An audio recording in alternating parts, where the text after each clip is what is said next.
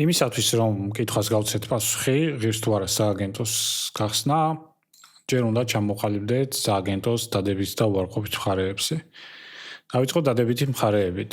დადებითი მხარეებიდან შეიძლება ითქვას ის, რომ სააგენტო საჭიროებს ერთჯერად ჩარევას, როდესაც ეხება საქმე ურთიერთობას თქვენს ფრილანსერს და თქვენს კლიენტს შორის. როდესაც ამ ურთიერთობას დაალაგებთ და შემდეგ პასიური ჩარევა გიწევთ, ნიშნავს, რომ იმ შემოსავალს, რასაც თქვენი ფრილანსერი გააკეთებს, აიღებთ თქვენ და ფრილანსერს მხოლოდ გადაუხდით რაღაცა ნაწილს ან გადაუხდით ხელფასს.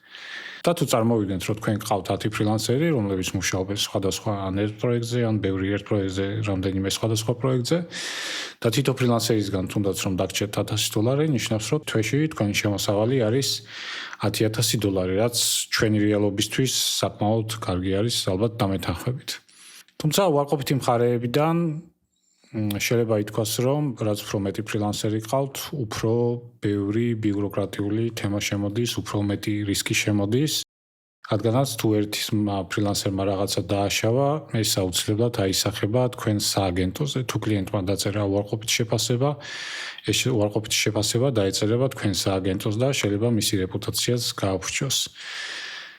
ასევე, რა თქმა უნდა, ბიუროკრატიის თემა, თქვენ უკვე ხართ როგორც ორგანიზაცია, გაქვთ ალბათ შრომითი ურთიერთობა თქვენ ფრილანსერებთან, შრომითი ხელშეკრულებები, იხდით სახელფასოს, იხდით საპენსიოს და რა თქმა უნდა 10 ფრილანსერის მართვას გარკვეული ნიჭი და მენეჯმენტის დონე სჭირდება.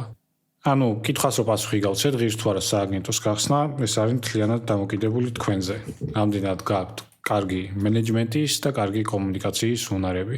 თუმცა რა თქმა უნდა, თავიდან ალბათ უნდა დაიწყოთ როგორც ფრილანსერი, რომ პლატფორმას მიეჩვიოთ, პლატფორმაში გაერკვეთ და შემდეგ უკვე შეგიძლიათ გადახვიდეთ სააგენტოს თემაზე.